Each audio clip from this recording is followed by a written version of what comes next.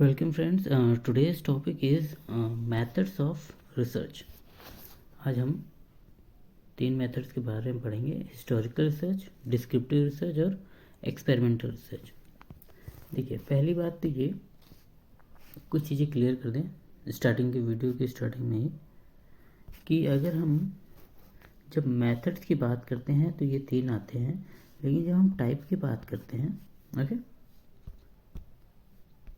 जब हम टाइप की बात करें, ठीक है, अगर हम टाइप की बात कर रहे हैं, ठीक है, तो टाइप में हमारे जो हम लोगों ने बात की थी पिछली वीडियो में कि 3 जो हमारे होते हैं वो टाइप होते हैं। ओके, कौन कौन से? एक होता है बेसिक रिसर्च, ओके, एक होता है हमारा अप्लाइड रिसर्च और एक होता है हमारा एक्शन रिसर्च। ओके, ये 3 हमारे क्या होते हैं? टाइप होते हैं। ओके, ये चीज़ें क्लियर होगी। ये 3 हमारे क्या होते हैं? टाइप होते हैं। और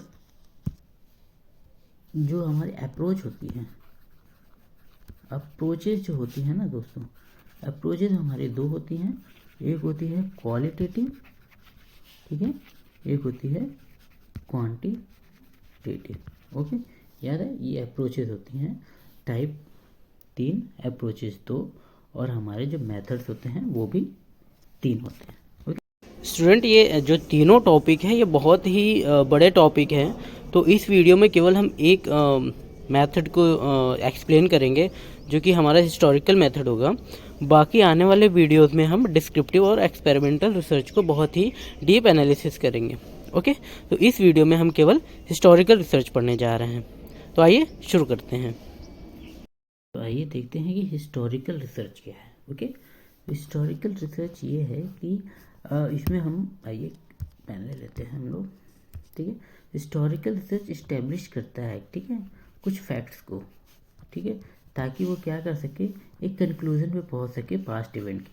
जैसे कोई भी पास्ट में घटनाएं हैं, कोई भी पास्ट इवेंट्स हैं, उसको जो हम अध्ययन करते हैं, ओके, जैसे सिंधु घाटी की सभ्यता है, तो उस सभ्यता के बारे में जो भी हम अध्ययन करेंगे कि उस समय के लिटरेचर्स कैसे थे, उस समय का एजुकेशन कैसा था, रिलीजन कैसा था, ओके, वुमेंस जो थी उनकी स्थिति कैसी थी, तो ये सारे जो भी पास्ट इवेंट की घटनाएं हैं, ओके, उन सब का जो भी अध्ययन है वो हमारा हिस्टोरिकल रिसर्च में आ जाएगा।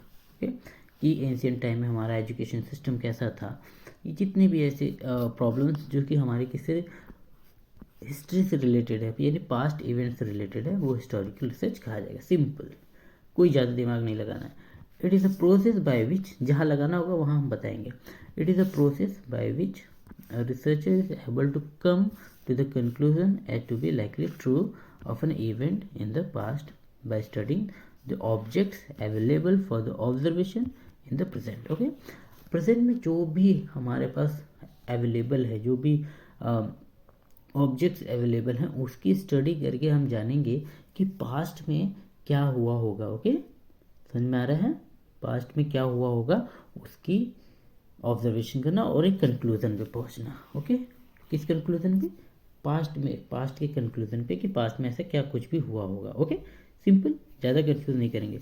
Historical research is a dynamic account of the past, okay, which seek to interpret the past event in order to dynamic. Okay, मतलब पास्ट इवेंट को क्या करना, पास्ट इवेंट को इंटरप्रेट करना, बताना कि भाई पास्ट इवेंट में क्या क्या हुआ होगा, कैसे कैसे हुआ होगा, वो किसी भी पर्सनालिटीज़, आइडिया, कुछ भी उसके बारे में बताना। Okay, and have influence of this event, और उस इवेंट्स का क्या इन्फ्लुएंस रहा होगा। जो भी हम हिस्ट्री में पढ़ते हैं बच्चों, जो भी हम हिस्ट्री में पढ़ते हैं, जो भी हिस्ट्री के जो आपको फैक्ट बताए जाते हैं, वो सब हिस्टोरिकल रिसर्च बेसिस पे ही आपको बताए जाते हैं। ओके, आइए आगे बढ़ते हैं। ओके, आइए आगे बढ़ते हैं। कुछ डेफिनेशन ले लेते हैं, जैसे कि इन्होंने गे 1981 में एक डेफिनेशन दिया है कि historical research is systematic collection of objectives. Okay, एक सिस्टमैटिक कलेक्शन है, ठीक है, collection and objective evolution of data.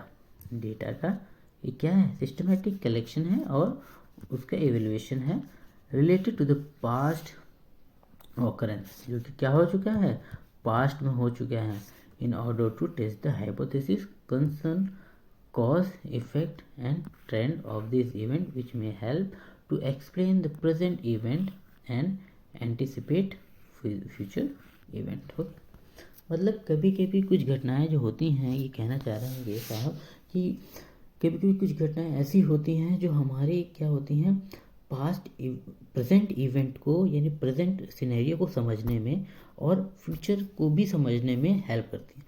कुछ हमारे रिसर्चेस ऐसी होती हैं जिसके जो जिस प्रेजेंट सिचुएशन को, प्रेजेंट इवेंट को हम किसी भी पास्ट इवेंट से समझ सकते हैं। ठीक है, ओके, इतना क्लियर हो गया, यही कहना चाह रहा है। Therefore it can be conclude, अब चाहते हैं कि it can be concluded that the true historical research, इसमें क्या होता है, true historical research होता है is a process of reconstructing the past thoughts, क्या करता है, past thoughts, ठीक है, ये इवेंट्स जितने भी होते हैं उसको क्या करता है, रिकंस्ट्रक्ट करता है, okay, and objective collecting, evaluating, verifying and synthesising evidence related to the past event, okay, and established fact and definition conclusion of in the relation to particular hypothesis if, okay, अगर बनाया गया है कोई, तो कोई भी हाइपोथेसिस बनाई गई है तो उसी के संदर्भ में क्या करता है, डेटा को कलेक्ट करता है और पास्ट इवेंट को रिकंस्ट्रक्ट करने की कोशिश करता है। ओके, हिस्टोरिकल रिसर्च में समझने लायक और कुछ है नहीं। ओके, अब हिस्टोरिकल रिसर्च के टाइप्स क्या होते हैं। ओके, हिस्टोरिकल रिसर्च के टाइप क्या होंगे, टाइप ऑफ हिस्टोरिकल रिसर्च देखते हैं। लीगल रिसर्च, नाम से ही लग रहा है, पता चल रहा है कि लीगल रिसर्च, जो लीगली किया जाए वो रिसर्च है जो क्या है, जो लीगली है। Okay, it is immense value and interest to educational administrator, okay, is to seek to study the legal basis of the educational institutions run by different religions and the caste, ठीक है, central and state school finance etc। ये mostly किसके द्वारा किए जाते हैं, किसी भी एजुकेशनल इंस्टीट्यूट के द्वारा किए जाते हैं। ओके, इनको क्या कहते हैं, लीगल रिसर्चेस कहते हैं। Okay, but this types of research need special training in the field, लेकिन इस तरह की रिसर्चेस को हमें क्या होना चाहिए, लीगल ट्रेनिंग होनी चाहिए। इस फील्ड में लीगल ट्रेनिंग की जरूरत होती है of law. Okay, anybody without this training is not competent to do these types of research। बिना किसी ट्रेनिंग के हम ये काम नहीं कर सकते। ओके, लीगल रिसर्च हो गया। बायोग्राफिकल रिसर्च, ओके, किसी की बायोग्राफी देखनी है, किसी की जीवनी वगैरह देखनी है आपको, उसके ऊपर रिसर्च करनी है तो उसको बायोग्राफी रिसर्च कहेंगे। Is the aim of determining and presenting a truthful and the important fact about the life characters। Okay, अब जो भी बायोग्राफी में पढ़ते हैं वो बायोग्राफिकल रिसर्च हो जाएगी। आगे चलते हैं, study the history of idea, कभी कभी हम आइडियाज़ की भी स्टडी करते हैं। ओके, जैसे कि फेमिनिज्म हो गया, कि फेमिनिज्म आइडिया कहाँ से आया, रियलिज्म हो गया, आइडियलिज्म हो गया, ठीक है, एग्जिस्टेंशलिज्म हो गया, जितने भी थॉट्स हैं, फिलोसफिकल थॉट्स हो गया, जैसे डेमोक्रेसी हो गया, इन सब के बारे में आपको कोई भी स्टडी करनी है तो उसके लिए क्या कहा जाता है, उसको history of idea, studying the history of ideas. Okay, studying the history of institutes and organisation, किसी भी इंस्टीट्यूट ऑर्गेनाइजेशन की आपको हिस्टोरिकल स्टडी करनी है, जैसे यूएनओ हो गया। ओके, जैसे कि कांग्रेस हो गई, कांग्रेस की स्थापना आपको उसके बारे में डीप स्टडी करनी है कि actual reason behind the for making Congress party, ऐसे कुछ करके अगर आपको रिसर्च करनी है। Okay, philosophical ideas behind Congress, ऐसे कुछ भी establishment of Congress party, RSS, ऐसे कुछ भी आपको अगर इंस्टीट्यूट या ऑर्गेनाइजेशन से रिलेटेड स्टडी करनी है तो हमारा इस कैटेगरी में आ जाता है। ओके, आइए अब सबसे इम्पोर्टेंट देखिए, हिस्टोरिकल रिसर्च में सबसे इम्पोर्टेंट होता है प्रोसेस ऑफ हिस्टोरिकल रिसर्च। यही पूछा जाता है, सबको पता है कि आप हिस्टोरिकल रिसर्च एक्सप्लेन कर लोगे हिस्टोरिकल रिसर्च क्या होता है, बट नेट में जो क्वेश्चन आता है उनका बहुत ही फेवरेट जो क्वेश्चन है वो बनता है स्टेप से। और क्वेश्चन लिखने को भी जब आता है आपके एमएड में या किसी भी उसमें, तो आपका प्रोसेस ही पूछता है, यानी स्टेप। आइए पहला स्टेप देखा जाए, सब में कॉमन होता है सिलेक्शन ऑफ प्रॉब्लम। क्या होता है?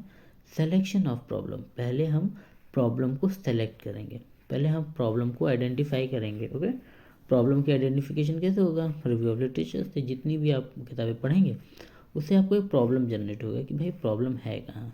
जैसे आज हम देखते हैं कि कुछ संस्थान, अगर आप देखते हैं कि कुछ संस्थान ऐसे हैं जो नहीं चलने चाहिए थे, या उनके जो थॉट प्रोसेस है वो यहाँ इतना उग्र कैसे है, तो उसके बारे में आप पहले आपको प्रॉब्लम आइडेंटिफाई कर लेंगे। ओके, या अपने एजुकेशन से रिलेटेड अगर बात की जाए, तो आप एजुकेशन में देखेंगे कि जो एजुकेशन में आज हम ऐसी स्थिति है कि ना हम घर के हैं ना घाट के, है ना हम पूरी तरीके से वेस्टर्न एजुकेशन सिस्टम को अपना रहे हैं, और ना पूरी तरीके से हम इंडियन एजुकेशन सिस्टम पे आ रहे हैं। तो उसके लिए एक आप स्टडी कर सकते हैं, तो वो आपका क्या हो जाएगा? पहला स्टेप प्रॉब्लम आइडेंटिफिकेशन। ओके, दूसरा स्टेप फॉर्मुलेशन ऑफ हाइपोथेसिस। जब आप हाइपोथेसिस को फॉर्मुलेट कर लेंगे, फिर आप करेंगे selection of source of historical evidence. Okay, आप एविडेंस को अब कलेक्ट करेंगे। क्यों? क्योंकि जो आपका हाइपोथेसिस बनाया उसके बेस पे आप कुछ क्या करेंगे, एक तरह से आप एविडेंस को कलेक्ट करेंगे, सुराग कलेक्ट करेंगे। और जो आपका जो एविडेंस होगा, ओके, वो एविडेंस दो तरीके के होंगे, प्राइमरी और सेकेंडरी। एविडेंस किस किस प्रकार के होंगे? प्राइमरी और सेकेंडरी एविडेंस सोर्स। देखिए, प्राइमरी सोर्स जब आप फेस टू फेस जाके जब डेटा कलेक्ट करेंगे, यानी आप उन व्यक्तियों से बात करेंगे जो उसको फेस, जो उसकी जो एक कहते हैं ना कि उसकी जस्मजीत,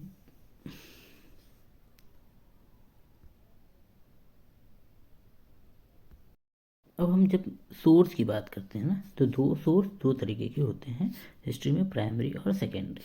ठीक है, प्राइमरी मतलब प्रमुख, मतलब पहला।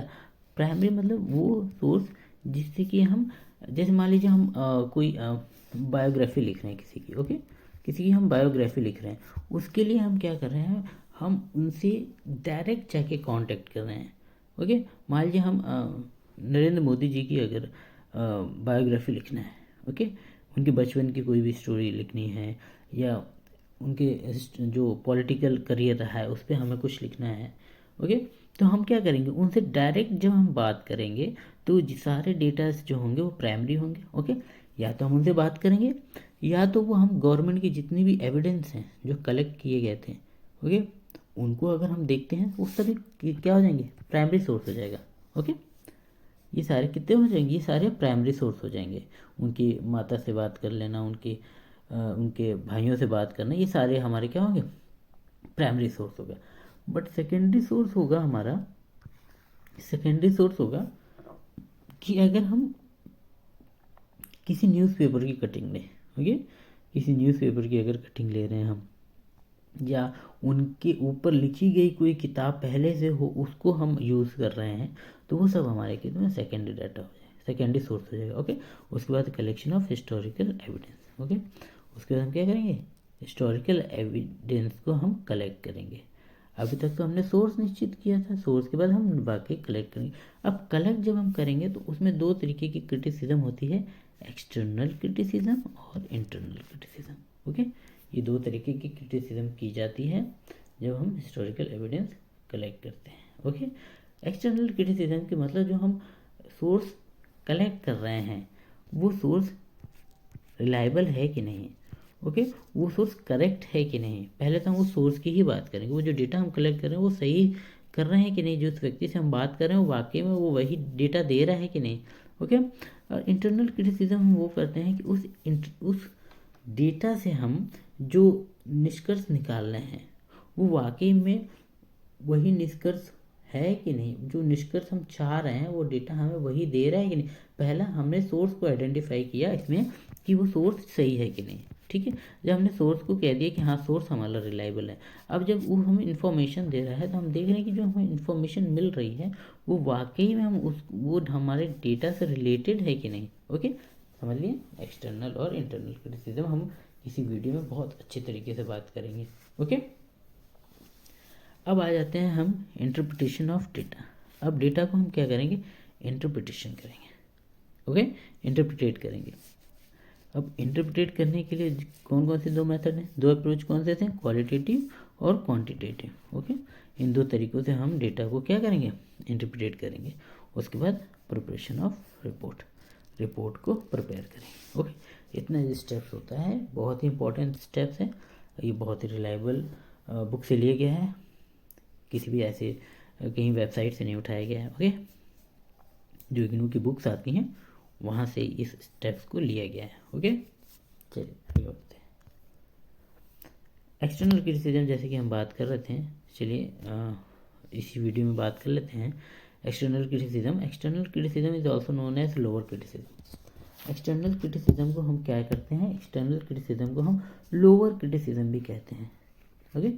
लोअर यानी ये नहीं कि इसकी मान्यता कम है, लोअर मतलब इसको पहले किया जाता है, ओके। ये थोड़ा करना आसान भी होता है, इसलिए इसको लोअर क्रिटिसिज्म कहा जाता है। It involves testing the source of data. ये हम सोर्स ऑफ डेटा को देखते हैं, ठीक है, जैसे कि हमने बात किया था ना, पहले हम देखते हैं कि डेटा का जो सोर्स है वो सही है कि नहीं। तो इसमें डेटा का जो सोर्स है वो सही होता है, ये हम देखते हैं सही है कि नहीं, for the integrity at end. जैसे every researcher must test the information received to ensure that any source of data is in fact what is seen to be, okay.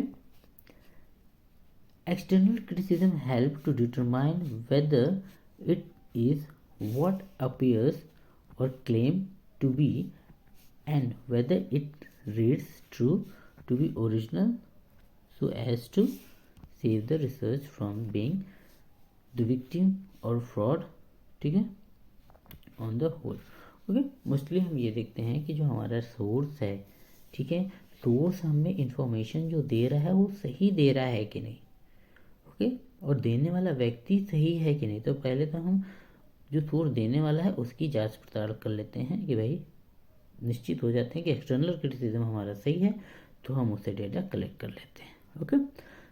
The general criteria for the such a criticism depend on a good chronological sense, okay, recent validation of quality of source and the good track record of the source, okay। ये 3-4 चीज़ों का हम ध्यान रखते हैं, okay.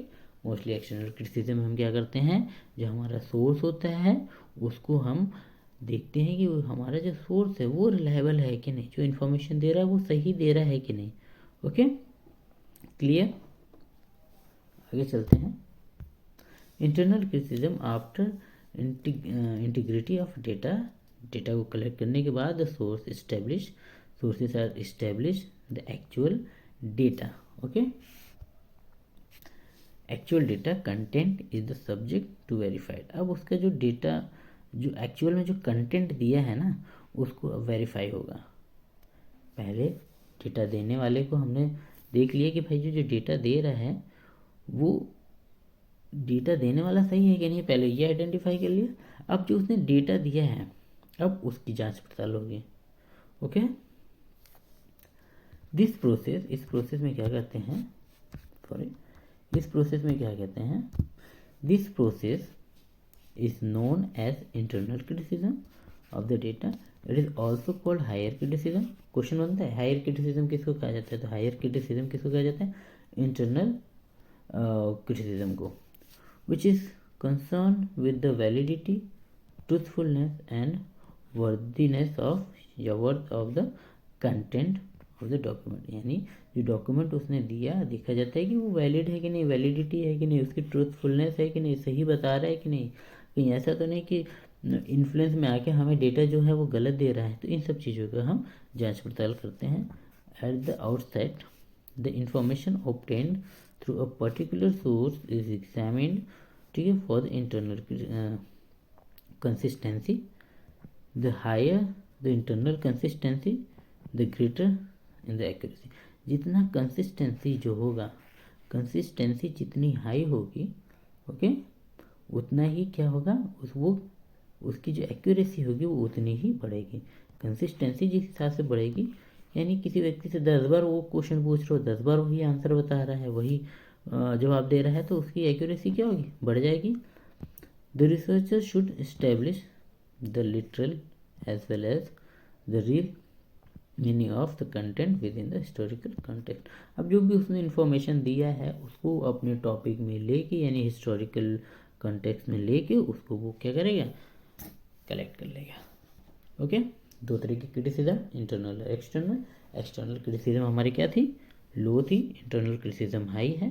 Okay, external criticism जो data दे रहा है उसकी जांच पड़ताल करना, यानी उसकी रिलायबिलिटी फाइंड आउट करना। अब जो उसने डेटा दे दिया है, तो अब जो डेटा मिला है उसकी क्या देखना, ट्रूथफुलनेस देखना, वैलिडिटी देखना, ठीक है, ये सब। ओके, अब हमको लग रहा है ये दोनों समझ में आ गया है, आगे बढ़ते हैं। ठीक है, हिस्टोरिकल रिसर्च जो है यहाँ पे आपको समझ में पूरी तरीके से आ जाना चाहिए। पर्पस क्या है, पर्पस भी वही है जो अभी तक हम लोग देखते आए हैं। हर रिसर्च का जो पर्पस है वही इसका भी रिसर्च का पर्पस होगा, जैसे कि to discover the unknown fact, क्या करना, to discover the unknown fact, वो फैक्ट जो नहीं जाने जा रहा है उसको क्या करना, डिस्कवर करना। ठीक है, to reorganise the past, past को दोबारा रीऑर्गेनाइज करना। भाई कोई चीज़ गलत हमें लग रही है, हमें कोई लगा कि कहीं रिसर्च गैप है इस बीच में, तो उसको दोबारा क्या करना, ऑर्गेनाइज करना कि नहीं जी वो गलत है, सही चीज़ ये है। ठीक है, रिलेशनशिप देखना between past and present, present आज जो स्थिति है हमारी उसको देखना कि उसकी जो कारण है वो पास्ट में क्या हो रहा होगा। Relationship between cause and effect, cause and effect के बारे में भी देखते हैं। ओके, इससे मिलता जुलता एक दो और रिसर्च है उसके बारे में भी कई बात होगी। ठीक है, we answer the question about the past, past का आंसर देना। Okay, to discover the context of the organizational situation, to understand the significance of event, किसी भी इवेंट का सिग्निफिकेंस, यही सब इम्पोर्टेंट, यही सब इसके वो होंगे जो सबके होते हैं। To record the evaluate and the accomplishment of the individual institute and other kind of organisation. Okay, clear, okay clear हो गया। हिस्टोरिकल रिसर्च क्या है,